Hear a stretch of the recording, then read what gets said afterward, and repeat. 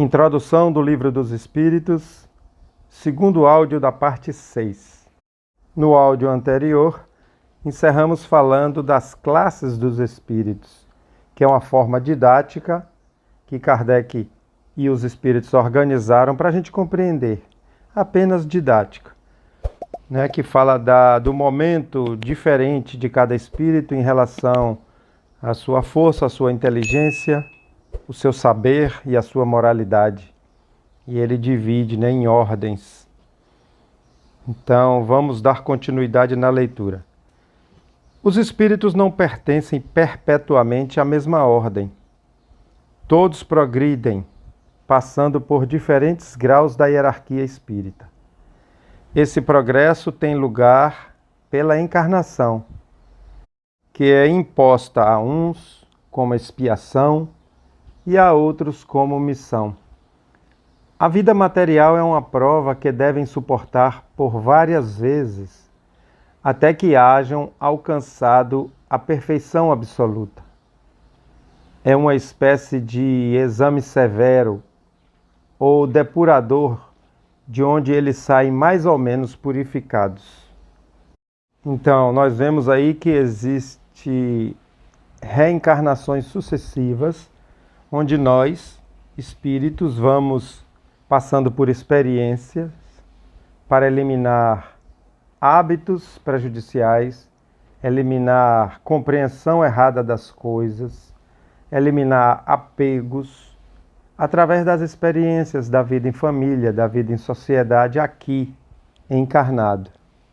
Não se trata, na verdade, de castigo ou punição, apesar da literatura trazer essas palavras, mas é de um reaprendizado, e que muitas vezes passamos por experiências difíceis, às quais demos o nome de sofrimento. Então saímos das encarnações mais purificados. Uns avançam muito, porque além das forças das circunstâncias, né, força das coisas, além disso, empreendem um esforço próprio, uma estratégia, uma vontade de se melhorar. Vamos voltar à leitura. Deixando o corpo, a alma reentra no mundo dos espíritos, de onde havia saído, para retomar uma nova existência material, depois de um lapso de tempo mais ou menos longo, durante o qual permanece no estado de espírito errante. Então, como lemos no início dessa introdução, ele usa a palavra alma quando o espírito está encarnado. Então, o espírito passa a ser a alma daquele corpo. E espírito, quando está desencarnado, é apenas uma convenção para entendermos o ensinamento. Então, depois que saímos de cada encarnação, reentramos no mundo espiritual, que ele está chamando de estado de espírito errante. A palavra errante aqui tem o significado de quem anda sem destino, quem vagueia, né, em algum espaço, como os nômades. Para resumir a compreensão, o espírito errante é aquele que ainda precisa reencarnar, ainda precisa passar por processos de reencarnação. Então, não estão no estado de errante os espíritos que estão encarnados e os que já são puros. O restante, que ainda precisam reencarnar, são os espíritos errantes. A gente vai usar muito essa palavra ao longo do estudo.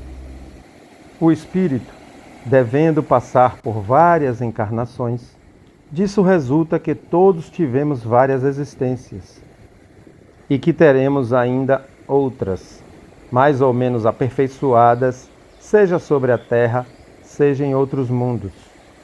Então aprendemos mais uma coisa aqui nesse trecho. O espírito pode reencarnar em outros mundos, em outros planetas. Os planetas têm esse objetivo, têm essa utilidade de receber espíritos reencarnados. É esse o sentido que Jesus falou: há muitas moradas na casa de meu Pai. Tanto os planetas para a reencarnação, como as dimensões espirituais. A encarnação dos espíritos ocorre sempre na espécie humana. Seria um erro acreditar que a alma ou espírito possa se encarnar no corpo de um animal. Essa observação é porque existe uma doutrina da metempsicose em que se acredita que o ser humano, numa próxima encarnação, pode reencarnar num animal. Mas os espíritos nos explicam que não, porque a lei de progresso nos faz evoluir sempre. E reencarnar num animal seria retrogradar, voltar, né? Como vamos ver nesse parágrafo. As diferentes existências corporais do espírito são sempre progressivas e jamais retrógradas. Mas a rapidez do progresso depende dos esforços que fazemos para atingir a perfeição. Foi como eu comentei nesse áudio. Evoluímos por força da natureza, né, que os espíritos chamam por força das coisas, e evoluímos também pela nossa boa vontade e nosso esforço. As qualidades da alma são a do espírito que está encarnado em nós. Assim, o homem de bem é a encarnação do bom espírito, e o homem perverso a de um espírito impuro.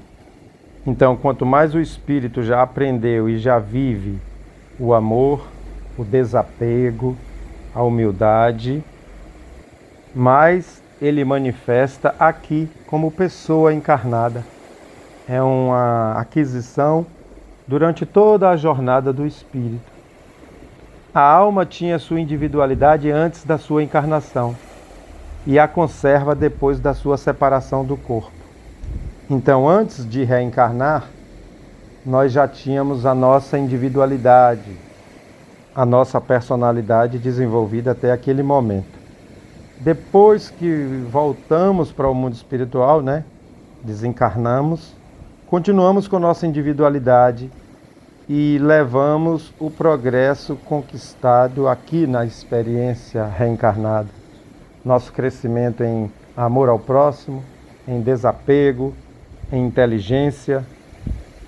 E depois de um certo tempo, que vai depender de algumas variáveis, reencarnamos novamente para um novo salto de evolução. O espírito evolui também desencarnado, mas o trabalho maior e mais forte nesse sentido é aqui, em contato com a matéria mais densa. Na sua reentrada no mundo dos espíritos, a alma aí reencontra todos aqueles que conheceu sobre a terra, e todas as suas existências anteriores se retratam em sua memória, com a lembrança de todo o bem e de todo o mal que fez. Então reencontramos pessoas que já tinham desencarnado antes de nós, reencontramos pessoas que conhecemos de outras encarnações, lembramos de nossas vidas. Isso também vai depender do momento do espírito, da sua lucidez em que ele se encontra. O espírito encarnado está sob a influência da matéria. É a nossa condição agora, né?